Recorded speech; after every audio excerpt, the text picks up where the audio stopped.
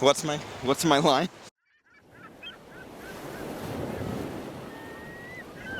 Hello and welcome to Among the Brine, where Utah Historical Society brings Utah history and culture to the surface. My name is Tim Glenn and this is Haley Van Patton. And today we have a very special guest. Someone who was brave enough to come out here in the middle of the winter, Virginia Pearce, director of the Utah Film Commission. Let's bring her out! Yay!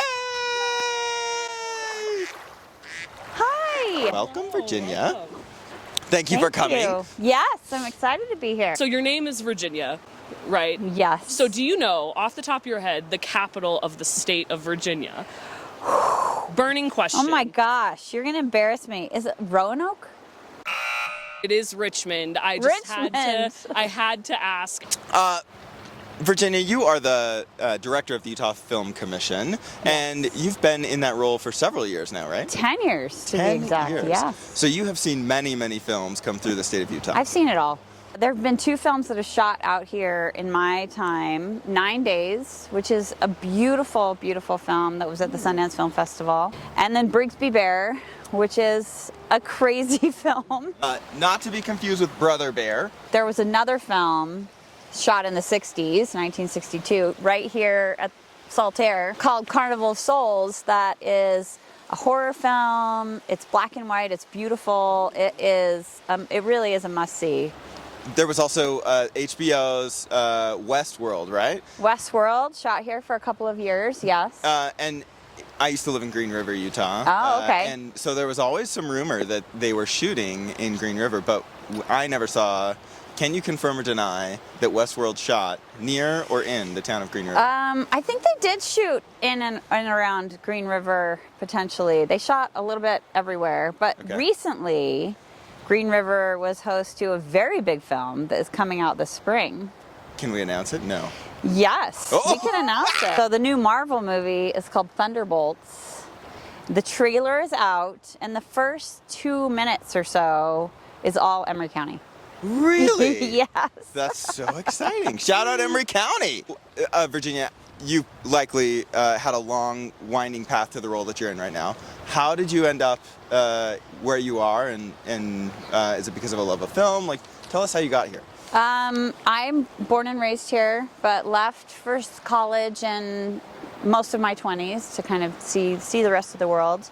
Was a photographer. Came back to work for Sundance, to do a volunteer at the Sundance Film Festival, which turned into a paid gig for about 14 years. And then, inevitably you hit a point where you need to do something else, and I spent a couple of great years at Spy Hop, which is a youth media organization, great organization. And then this job came available, and it just felt like a cool other side of film that I hadn't seen.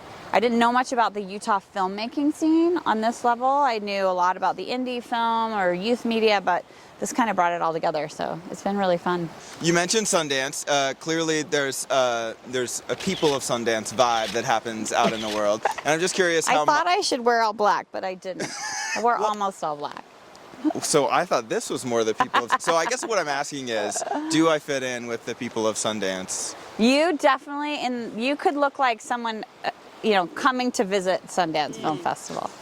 That was a really polite way to say that. You mentioned Yellowstone earlier, and actually in a previous role, I worked in Ogden City, and it was in the days when Yellowstone would film on historic 25th Street, and I remember the buzz from the local businesses and from the community, and everyone was so bought into that experience. So how does the film industry in Utah impact local businesses in these local communities, and what kind of tourism and opportunity does that bring?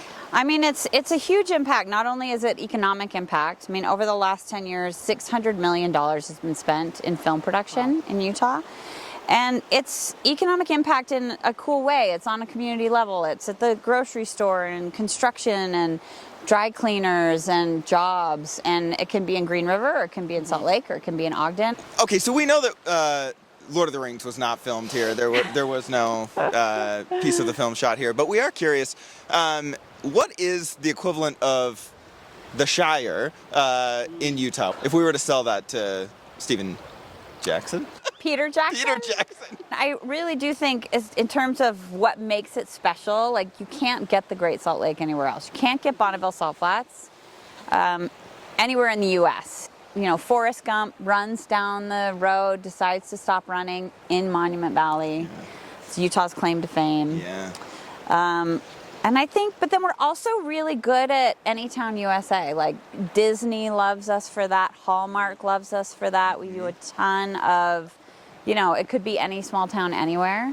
We have a lot of those. So we have shires all over the place. Yeah. Who is the most famous person in your phone? And do you think that they would answer if you called them right now? Oh, gosh. Kevin Costner. Oh! And Stanley Tucci. Whoa! And to me, Stanley Tucci, I must say. Bring him out. Just Should I try? Oh, no. I don't have my phone. Who among us doesn't have Kevin Costner's? I mean, I do sometimes, like my brother-in-law's name is Kevin. I'm like, oh, not that Kevin. you send the wrong, don't forget the green bean casserole, and then he's like, where are you? Mom is waiting. I think I saw a video of you riding in the Thelma and Louise car. Is that right? Yes. Was there ever a moment where you were just like, this is the way to go? That is one of my favorite movies. I didn't list it before because it was not made while I was at the Film Commission. But I've always loved that movie. And Larry Campbell, who's a longtime location scout in Moab, has one of the cars because they got 3 to... Ridley Scott was like, you know, we have to do this in 3 takes. We've got 3 cars. That's all we can do. So they sent the first one off, and they weren't super happy with the way that it landed, or where the arc of it. Okay. And then they sent the second one off, and then he said to Larry, I'll let you keep the third one. So I think you know this, but maybe you've forgotten. I don't even know. But we did. We were able to obtain the costumes from Thelma and Louise for the Museum of Utah. I never heard if you were able to. We got them, yeah. So the cars in Moabin will have the costumes on display. That is so cool. Well, speaking of the Great Salt Lake, you mentioned some films that have been here, but there's one very famous film which everyone in Utah should see if they haven't seen, which is the giant brine shrimp. The giant brine shrimp is a short. You can see it on YouTube. It was filmed in the 70s by Mike Cassidy, local experimental filmmaker. It is a crazy piece of art. It has love, it's a thriller, it has a giant brine shrimp in it. It ends with a fire that takes out part of Salt Lake. It's amazing. It's really, you can't miss it. Yeah. Yes. Should we play the game? Yeah, we can wrap with the game. Okay.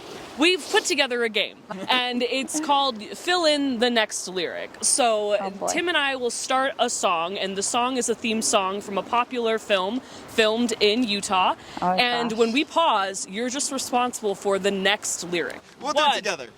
Yeah. Okay. 1, 2, 3. So now I gotta cut. Loose. Foot loose. I did not. Took me a minute, but I got there. Okay, so you got the word. So she said loose, so we're gonna go foot Loose. Kick off your Sunday. Shoes. Please. Louis. I don't think you should have done 2 blanks back to back. But that's the magic. Virginia, thank you so much for coming and joining us here on Among the Brine. For Haley Van Patton. I'm Tim Glenn, and this has been Among the Brine, where we bring Utah history and culture to the surface. We'll see you next time right here on Great Salt Lake Public Access, anytime.